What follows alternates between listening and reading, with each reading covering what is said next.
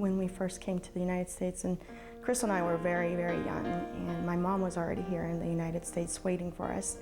And we were gonna cross the border with my father through Del Rio, Texas, and we ended up getting caught by immigration at that time. There was a helicopter following us and chasing us, because we had gotten caught.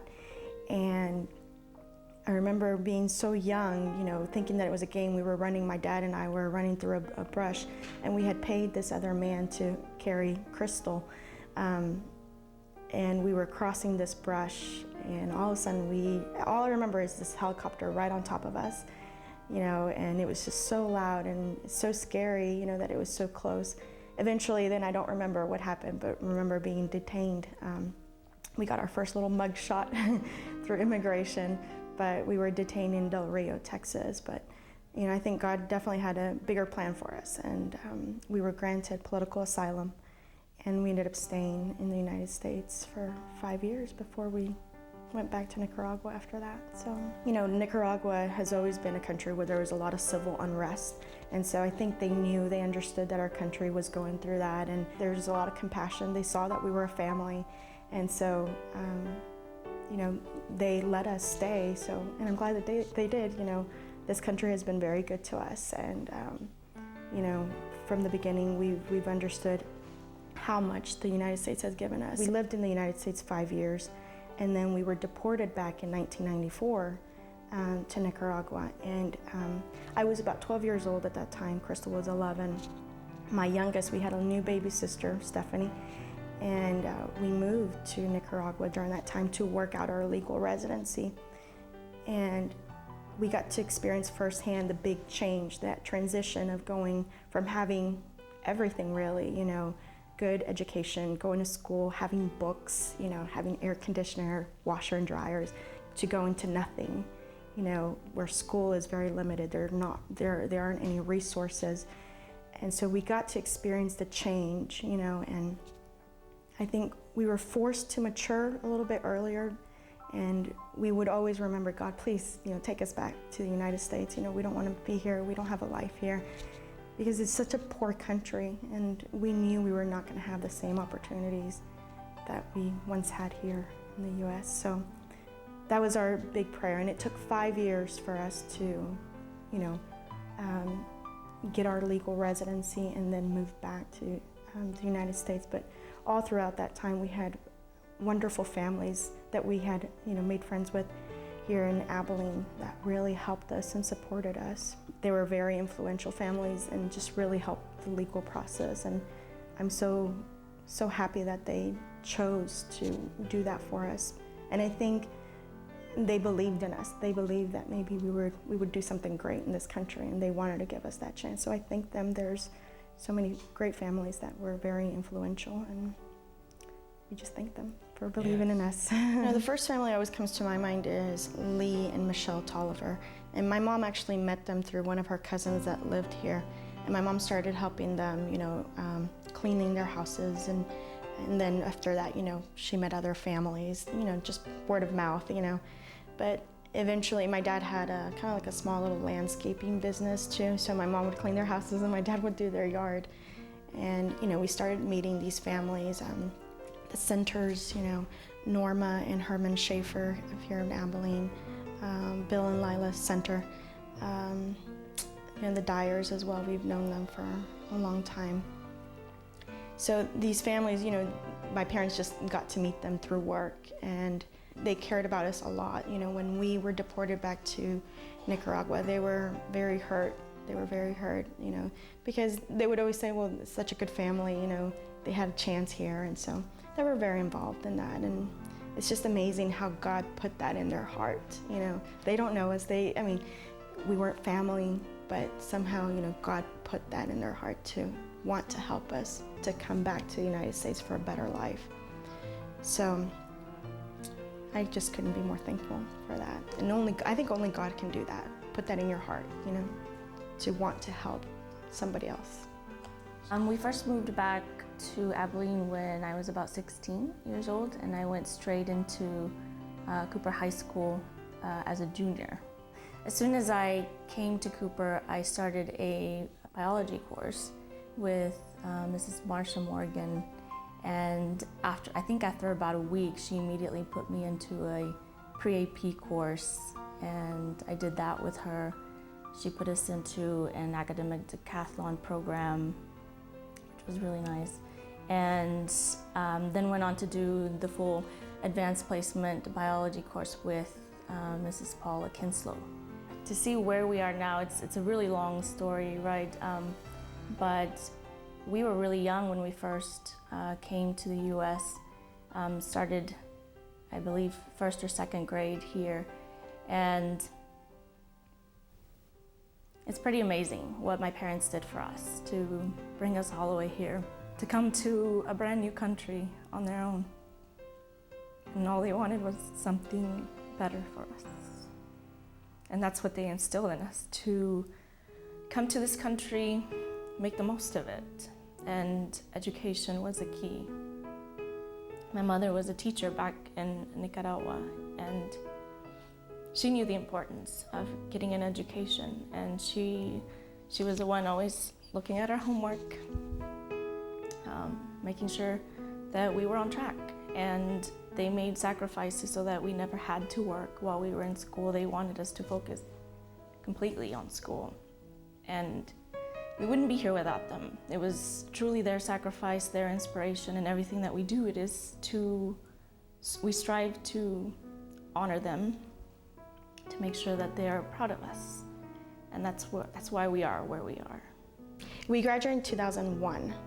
So yeah, we came, it was during my junior year, and I mean, we had to do a lot of catching up. Remember, we took some summer classes actually at Abilene High before starting the year at Cooper, and we were just doing a lot of catching up with our English credits and some of our science credits as well.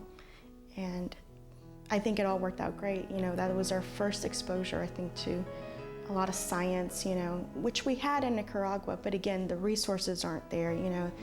The teaching method is definitely not the same, and of course, you know, the language was different, and we had, you know, even though Spanish was our first language, when we got to Nicaragua, it was just kind of relearning the whole language again. So science just really became fun for us, you know, and it was just natural. We just loved it. We couldn't get enough of it, you know, so we were just considered these little biology nerds, but Cooper High, I mean, we just met amazing people there at Cooper that really influenced us to pursue a career in science. When we had been deported to Nicaragua, Crystal did not know Spanish as well, so they put us in the same class so that we could help each other out, reintegrate, you know, and kind of acclimate to the new school system over there. So ever since Nicaragua, when we got deported in '94, we've been in the same grade, even though she's supposed to be a year younger. But no, we both graduated together from high school and together from college. So it was like my twin sister. So everybody thought we were twins because we graduated together. So. Crystal Camacho. Janine Camacho. It was a great feeling. My parents are so proud, and they've been so patient with us, and our biggest cheerleaders they have, just motivating us and helping us stay focused. So I remember graduating from high school, and I remember just thinking, this is the beginning. This is really just the beginning. There is more to accomplish. And so many stepping stones along the way. So many people who inspired us and believed in us and put us where we needed to be. I did not know English when I started in the school districts here.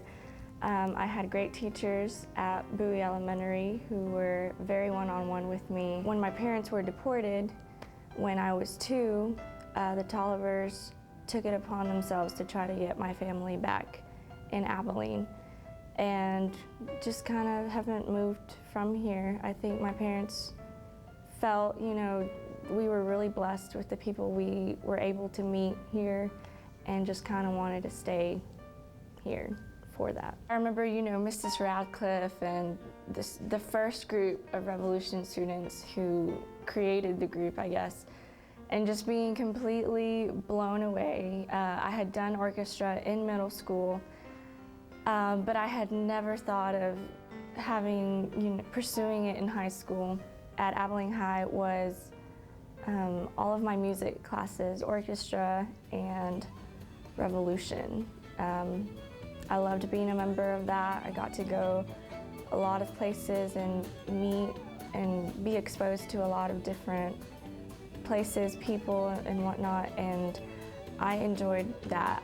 I felt at home probably the most with that, and I think after that was being able to attend the Holland School of Science and Math here at Hardin-Simmons, which was provided to me because of Abilene High and their health occupation students program.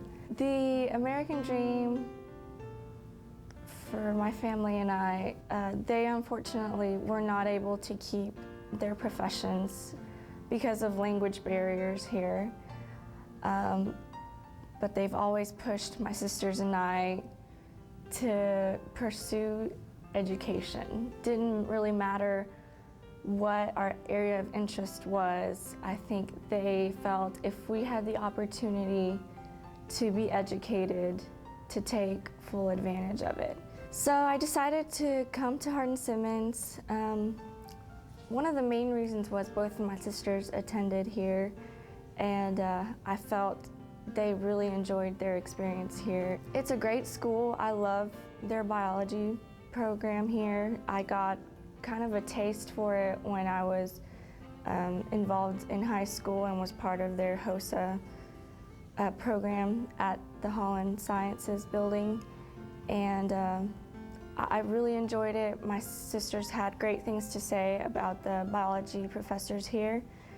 I work in the library. They're great. I see them, every day, and they're very encouraging as well. I've been very blessed with people who just encourage me, who are around me to encourage me, not tear me down. So I enjoy working in the library a lot. Personally, for me, I want to get where I'm at, not only to help other people, but to kind of give back to my parents, who I felt sacrificed a lot to get my sisters and I where we're at. So I currently live in San Antonio, Texas. I am an optometrist there, so specialize in eyes, and I had the opportunity to come back to Abilene and practice here, but I think my heart was already in San Antonio. I did my rotations, my fourth year rotations in San Antonio, and got to work with a really excellent group, and they offered me to come work with them, and it's just been an amazing ride, and when I tell them the story too of how we got here too, it's just funny because they can't, conceive like, what, there's a helicopter on top of you? And here you are now. And so it's funny, we actually see some patients in Del Rio, Texas, and I'd forgotten that that's where we were detained, and to be able to fly there now and just kind of just brings everything, back full circle. It's like, this is where it started, and here I am now seeing patients in Del Rio, Texas. It's a pretty amazing feeling. I was recruited to work at St. Jude Children's Research Hospital, and there I do research. I'm in a laboratory that studies DNA repair mechanisms and how defects in those mechanisms can lead to cancer and neurodegenerative diseases. And it's kind of a dream job for me. I grew up, looking at the commercials of St. Jude, and when the opportunity came up to interview there, I was ecstatic. And when I was offered a position, it was definitely a dream come true. And I've been there now about 9 months and absolutely love the job. Gives so much more meaning to the science that I'm doing, to have that connection with the families and seeing the kids walking around the hospital. It's different from the university environment that I was in during my grad school years. The sacrifice